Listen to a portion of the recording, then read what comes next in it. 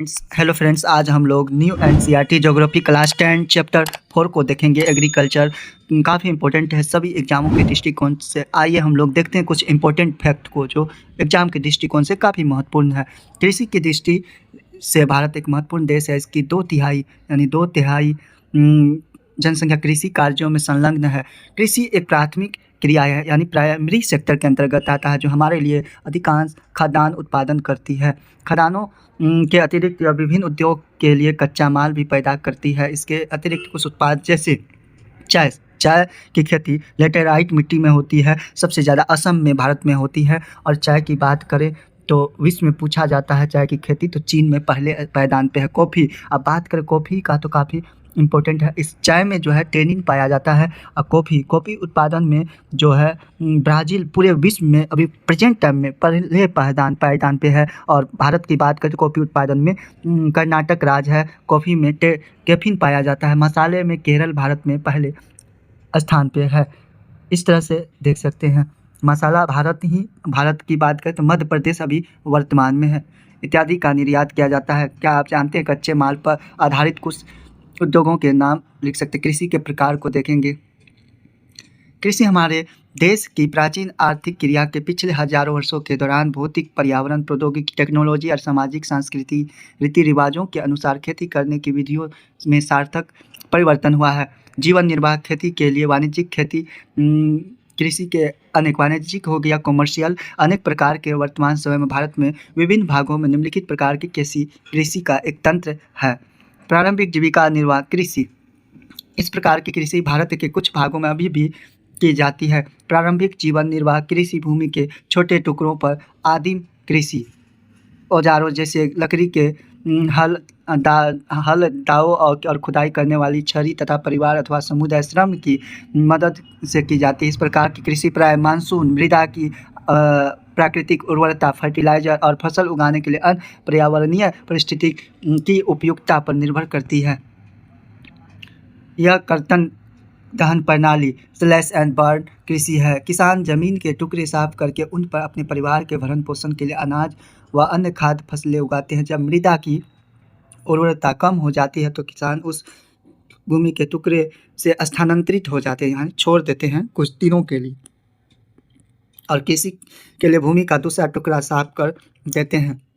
कृषि के इस प्रकार के स्थानांतरण से प्राकृतिक प्रक्रियाओं द्वारा मिट्टी की उर्वरता शक्ति बढ़ जाती है। चूँकि किसान उर्वरक और अन्य आधुनिक टेक्नोलॉजी का प्रयोग नहीं करते हैं, इसलिए इस प्रकार की कृषि में उत्पादकता कम होती है। देश के विभिन्न भागों में इस प्रकार की कृषि को विभिन्न नामों से जाना जाता है। तो आइए हम लोग देखते हैं, काफ़ी इम्पोर्टेंट है।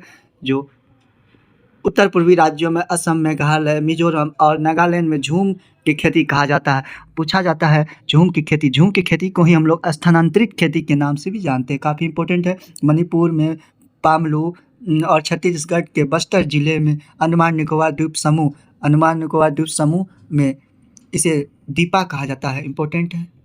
झूम कर्तन दहन प्रणाली स्लेश कृषि को मेक्सिको और मध्य अमेरिका में मिल्पा का, वेनेजुला में कोनुको, ब्राज़ील में रोका, मध्य अफ्रीका में मोसोले, इंडोनेशिया में लडांग और वियतनाम में रे के नाम से जाना जाता है। काफ़ी इंपॉर्टेंट है एग्जाम के दृष्टिकोण से। भारत में यह एक प्रारंभिक किस्म की खेती अनेक नामों से जानी जाती है। देखते हैं, जैसे मध्य प्रदेश में बेबर या दहिया, आंध्र प्रदेश में पोडू और अथवा पेंडा, उड़ीसा में पामाडाबी या कोमान या बरिंगा, पश्चिमी घाट में कुमारी कहा जाता है, दक्षिण पूर्वी राजस्थान में बालरे या वाल्टरे, हिमालय क्षेत्र में खील के नाम से जाना जाता है, झारखंड में कुरुवा और उत्तर पूर्वी प्रदेशों में झूम की खेती कहा जाता है। काफ़ी इंपॉर्टेंट है एग्जाम के दृष्टिकोण से आ रहा है। और किसान वैकल्पिक रोजगार न होने के कारण सीमित भूमि में अधिकतम पैदावार लेने की कोशिश करते हैं, अतः कृषि भूमि पर बहुत अधिक दबाव है। वाणिज्यिक कृषि, कॉमर्शियल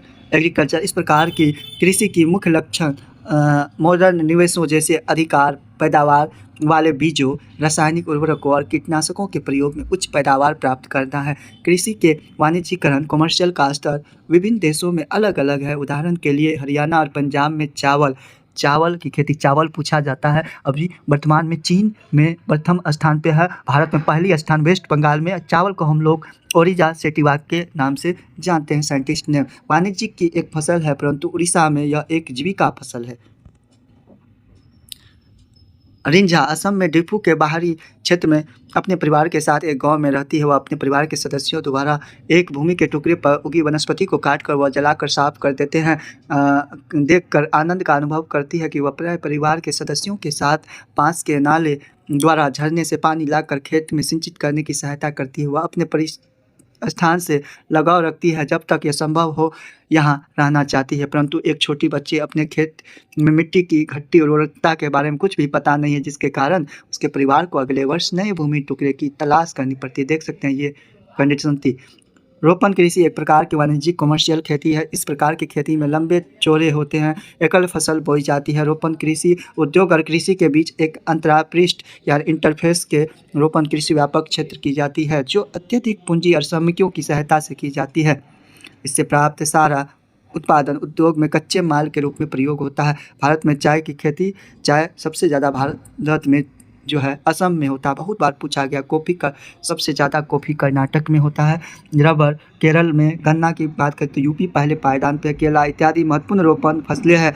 असम और उत्तरी बंगाल में चाय काफ़ी इंपॉर्टेंट है। असम कर्नाटक में कॉफ़ी वहाँ की मुख्य रोपण फसलें हैं। चूँकि रोपण कृषि में उत्पादन बिक्री के लिए होता है।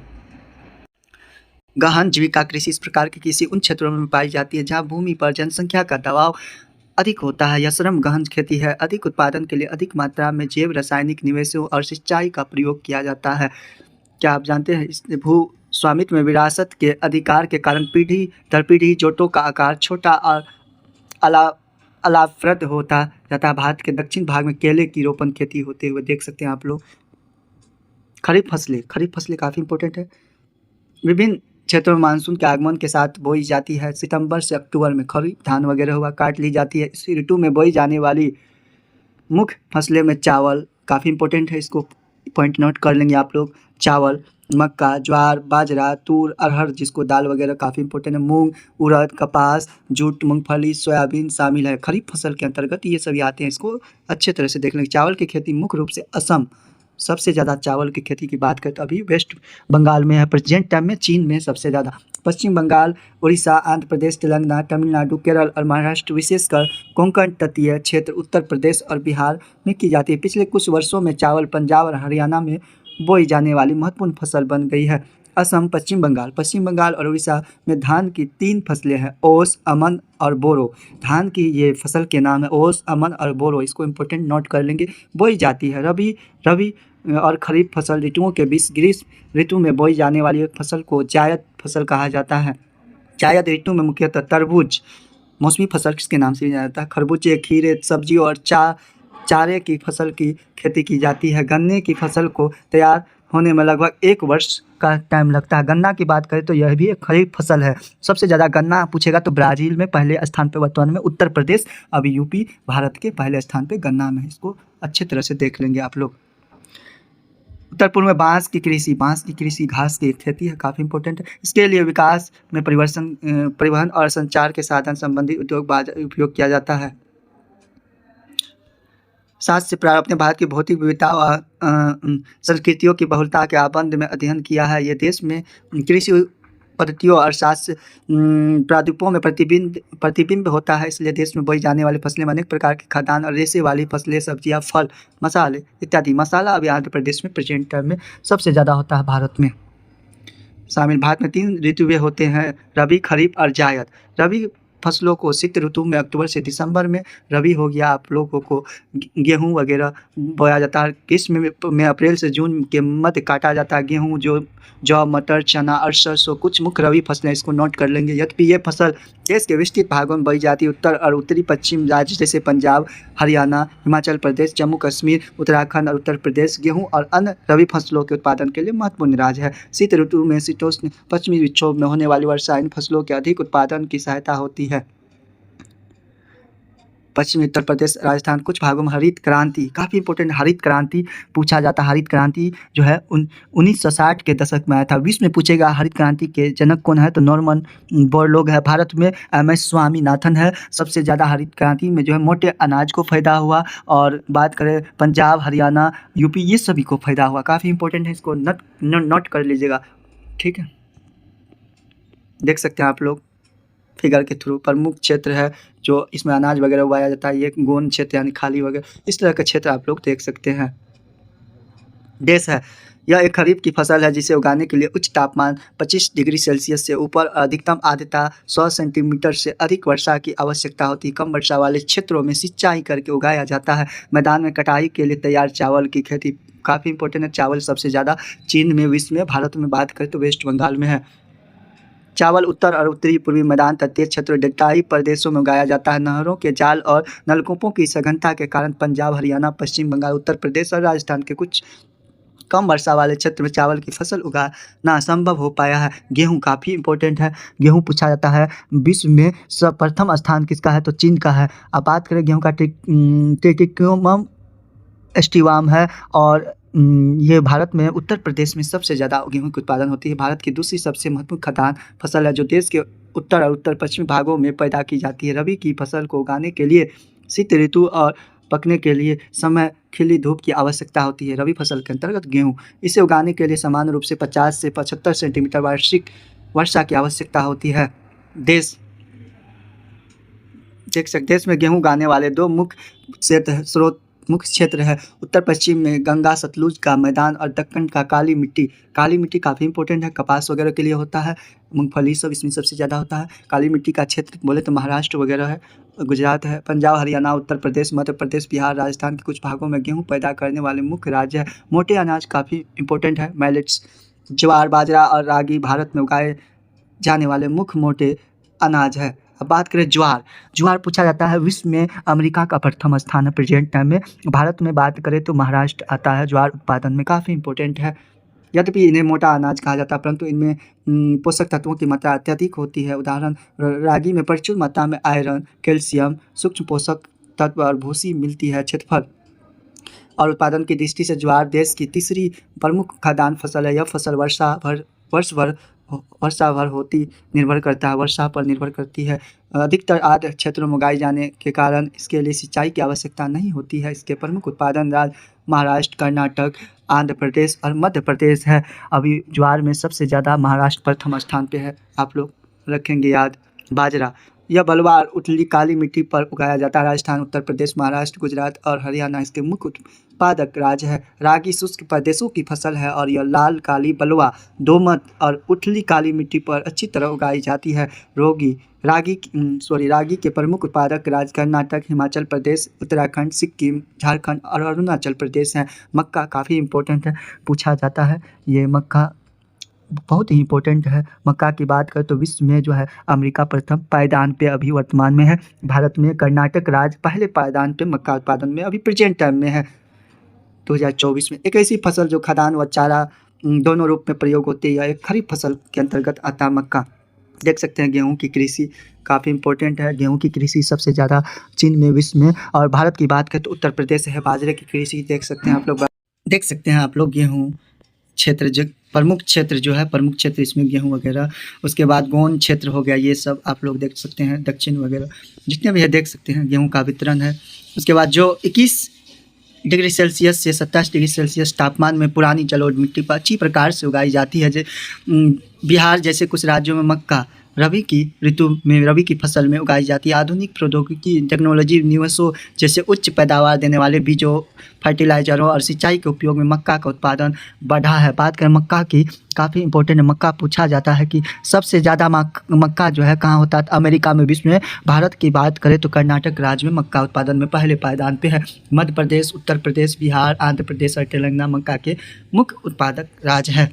मक्का की खेती आप लोग देख सकते हैं। दालें, भारत में विश्व में दालें का सबसे बड़ा उत्पादन उपभोक्ता देश के शाकाहारी खानों में दालें अधिक प्रोटीन दायक होते हैं। तूर जिसको अरहर कहते हैं, उड़द, मूंग, मसूर, मटर और चना भारत की मुख्य दलहनी फसलें हैं। पहले पायदान पे दलहन में भारत है। क्या आप बता सकते हैं कि इनमें से कौन सी दालें खरीफ और कौन सी रबी फसलें हैं? खरीफ की बात करें तो तूर, अरहर, उड़द, मूंग, ये मसूर, मटर, चना, ये रबी वगैरह आता है। दालों को कम नमी में आवश्यकता होती है, इन्हें शुष्क परिस्थितियों में भी उगाया जा सकता है। फलीदार फलीदार फलीदार फसलें होने के नाते अरहर काफ़ी इम्पोर्टेंट, अरहर दाल जिसको हम लोग तूर के नाम से जानते हैं। अन्य सभी दालें वायु में नाइट्रोजन पूछा जाता है, नाइट्रोजन काफ़ी इंपॉर्टेंट है। नाइट्रोजन जो है ना, ये मिट्टी की उर्वरता को मात्रा को बढ़ा देती है। नाइट्रोजन की बात करें तो एटॉमिक नंबर 7 है, और पृथ्वी के वायुमंडल में नाइट्रोजन कितना परसेंट है? 78% नाइट्रोजन पाया जाता है।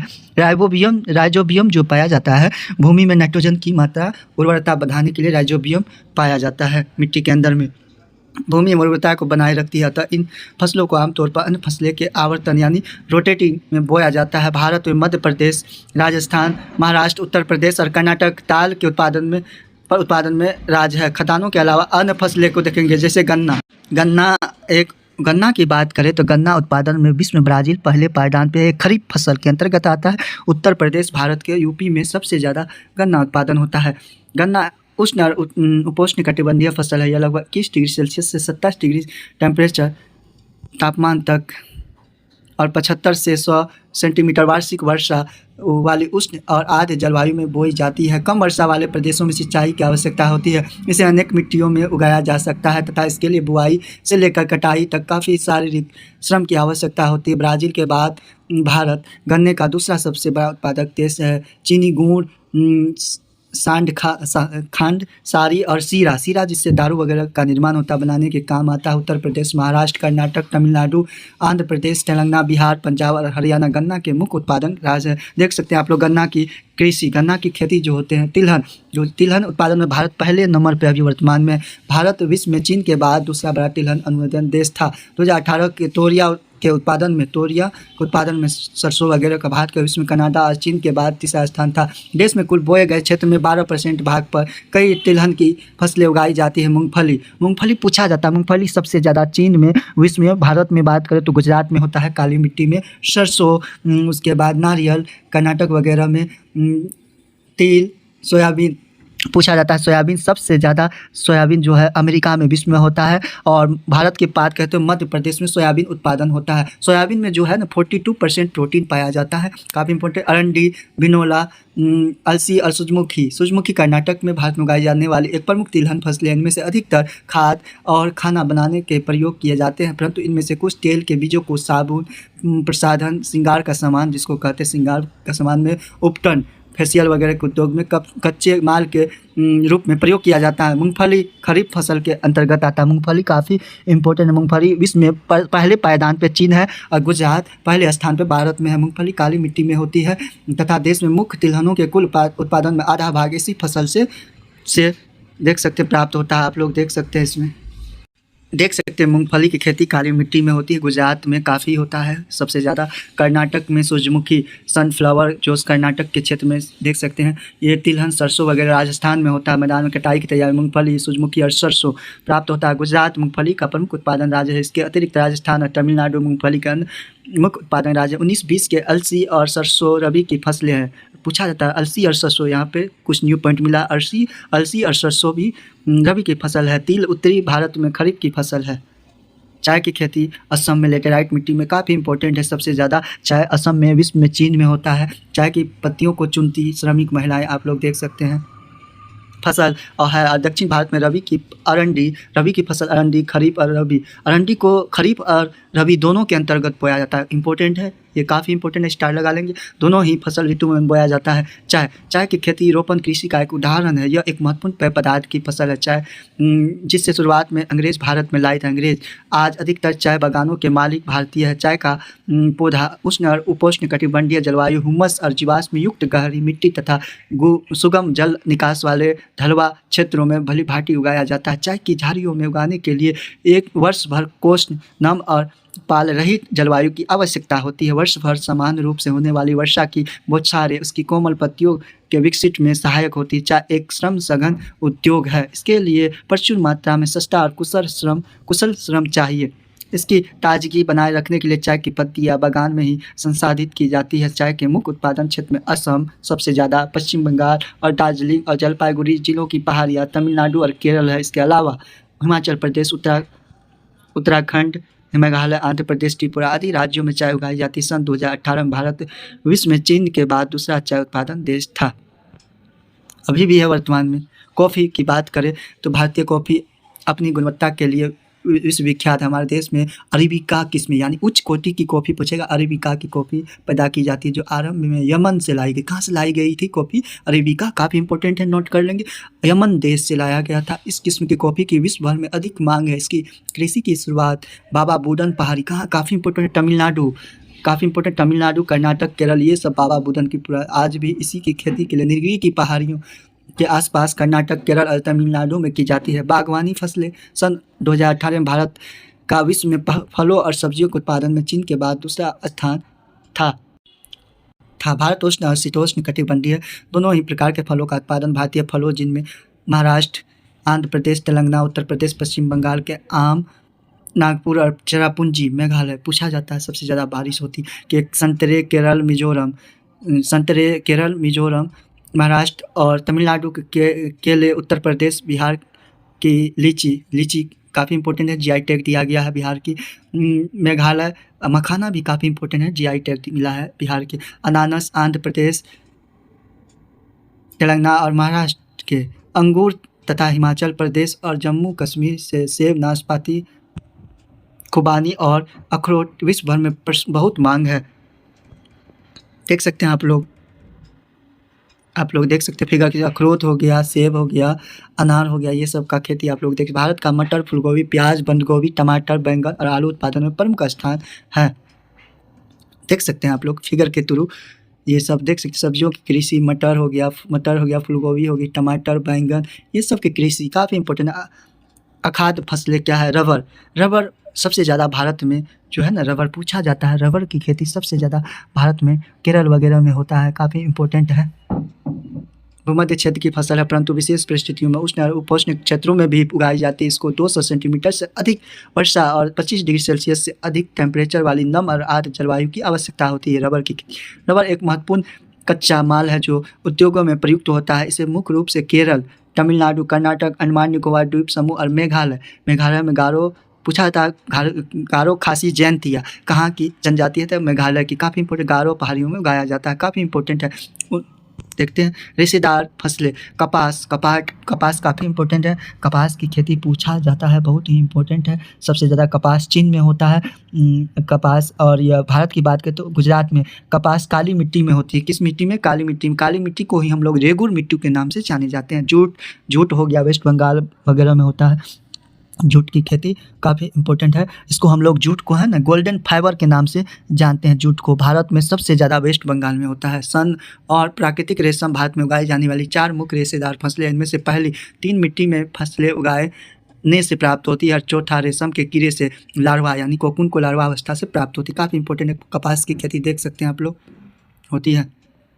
कपास को भारत के पौधे के मूल स्थान माना जाता है। सूती कपड़ा उद्योग में कपास एक मुख्य कच्चा माल है। कपास उत्पादन में भारत विश्व में चीन के बाद दूसरा स्थान है। 2017 दक्कन पठार के शुष्क भागों में काली मिट्टी को रेगुर मिट्टी के नाम से जाना जाता है। कपास उत्पादन के लिए प्रयुक्त मानी जाती है। इस फसल को उगाने के लिए उच्च तापमान, हल्की वर्षा, सिंचाई, 210 पाला रहित दिन और खिली धूप की आवश्यकता होती है। यह खरीफ की फसल है, काफ़ी इंपॉर्टेंट है, नोट कर लेंगे।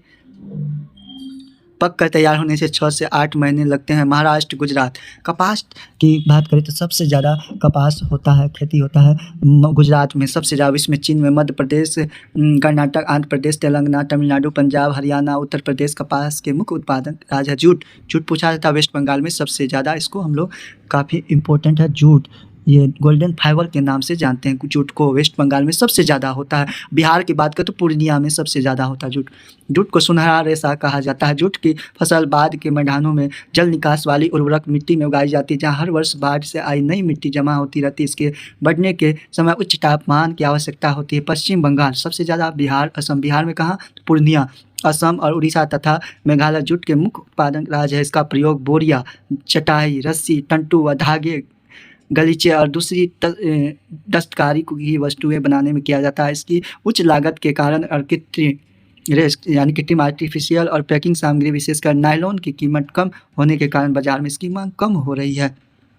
देखते हैं प्रौद्योगिकी की यह संस्थागत सुधार किया। जैसा कि पहले बताया गया कि भारत में कृषि हजारों वर्षों से की जा रही है, परंतु टेक्नोलॉजी और संस्थागत परिवर्तन के अभाव में लगातार भूमि संसाधन के प्रयोग में कृषि का विकास अवरुद्ध होता जाता है तथा इसकी गति मंद होती जाती। सिंचाई के साधनों का विकास होने के उपरांत भी देश में के बहुत बड़े भाग में अभी भी किसान खेती बाड़ी के लिए मानसून और भूमि की प्राकृतिक उर्वरता फर्टिलाइजर पर निर्भर है। बढ़ती हुई जनसंख्या के लिए यह महत्वपूर्ण चुनौती है। 7% से भी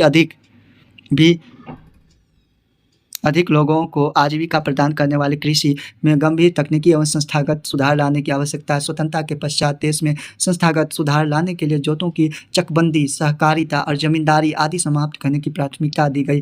प्रथम पंचवर्षीय योजना काफ़ी इंपॉर्टेंट है, पूछा जाता है कि प्रथम पंचवर्षीय योजना का काल कब से कब तक था, तो 1951 से 56 तक। ये किस मॉडल पे था, तो पूछा जाता है किस मॉडल पे था, तो यह हेराल्ड डोमर मॉडल पे था।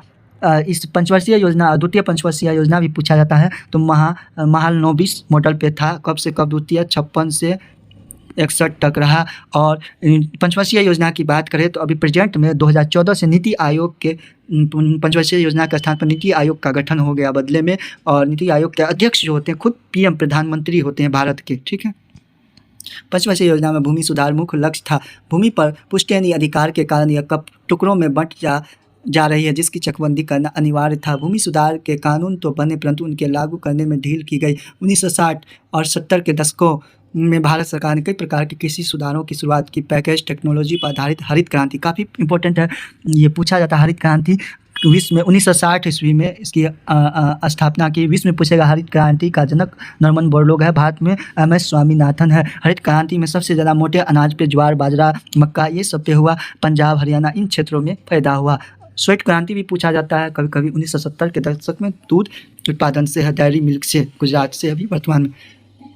ऑपरेशन फ्लड जैसी कृषि सुधार के लिए कुछ रणनीतियाँ आरंभ की गई, परंतु इसके कारण विकास कुछ क्षेत्रों तक ही सीमित रह गया। इसलिए 1980 से 90 के दशकों में व्यापक भूमि विकास कार्यक्रम शुरू किया गया, जो संस्थागत और तकनीकी सुधारों पर आधारित था। इस दिशा में उठाए गए कुछ महत्वपूर्ण कदमों में सूखा, बाढ़, चक्रवात, आग तथा बीमारी के लिए फसल बीमा प्रावधान और किसानों को कम दर पर ऋण सुविधा प्रदान करने के लिए ग्रामीण बैंकों, सहकारी समिति और बैंकों की स्थापना सम्मिलित की गई। ये सब बैंक नाबार्ड के अंतर्गत आता है, जो नाबार्ड की स्थापना की बात करें 12 जुलाई 1982 ईस्वी को हुआ था, ठीक है। इसी के अंतर्गत कृषि किसानों के लाभ के लिए भारत सरकार ने किसान क्रेडिट कार्ड, पूछा जाता है किसान क्रेडिट कार्ड कब हुआ था, 1998 में इसकी स्थापना हुई थी, नाबार्ड के द्वारा हुआ था। नाबार्ड की बात करते 12 जुलाई 1982 ईस्वी को इसकी स्थापना हुई।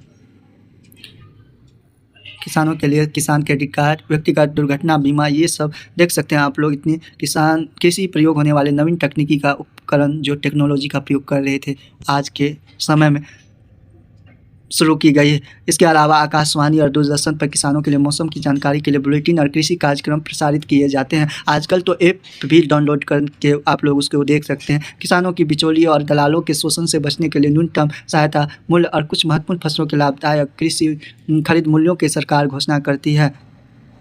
भूदान आंदोलन काफ़ी इंपॉर्टेंट है। भूदान आंदोलन जो है ना 18 अप्रैल 1951 ईस्वी को विनोबा भावे के द्वारा शुरू किया गया था, क्योंकि इसको कहा जाता है उपहार आंदोलन के नाम से भी जाना था। भूमि दान में दिया हुआ था केरल वगैरह। महात्मा गांधी ने विनोबा भावे, जिन्होंने उनके सत्याग्रह में सबसे निष्ठावान सत्याग्रही की तरह भाग लिया था, को अपना अत्याधुनिक उत्तराधिकारी घोषित किया। उनकी गांधी जी के ग्राम स्वराज अवधारणा में गहरी आस्था थी। गांधी जी शहादत के बाद उनके संदेश को लोगों तक पहुंचाने के लिए विनोबा भावे ने लगभग पूरे देश की पदयात्रा की। एक बार जब वे आंध्र प्रदेश के गांव पोचमपल्ली में बोल रहे थे तो कुछ भूमिहीन गरीब ग्रामीणों ने उनसे अपने आर्थिक भरण पोषण के लिए कुछ भूमि मांगी।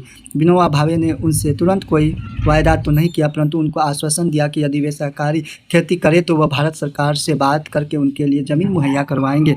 अचानक श्री रामचंद्र रेड्डी उठ खड़े हुए और उन्होंने 80 ग्रामीणों को 80 एकड़ भूमि बांटने की पेशकश की।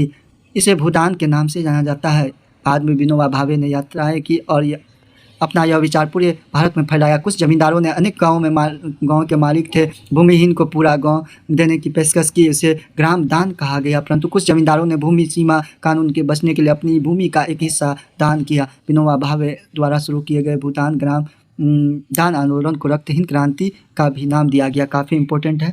तो आइए हम लोग देखते हैं कुछ अभ्यास को, इस प्रश्न से काफ़ी इंपॉर्टेंट है। निम्नलिखित में कौन सा कृषि प्रणाली को दर्शाता है जिसमें एक ही फसल लंबे चौड़े क्षेत्र में उगाई जाती है? तो कौन सी कृषि को अपनाता है? तो रोपण कृषि को। इनमें से कौन सी रबी फसल है? रबी फसल की बात करें तो चना है। इनमें से कौन सी एक फलीदार फसल है? फलीदार की बात करें तो दालें, फलीदार फसल दालें के अंतर्गत आता है। इस तरह से आज का वीडियो हम लोगों ने देखा, काफ़ी इंपॉर्टेंट था। आप लोग अच्छी तरह से इसको देख लेंगे।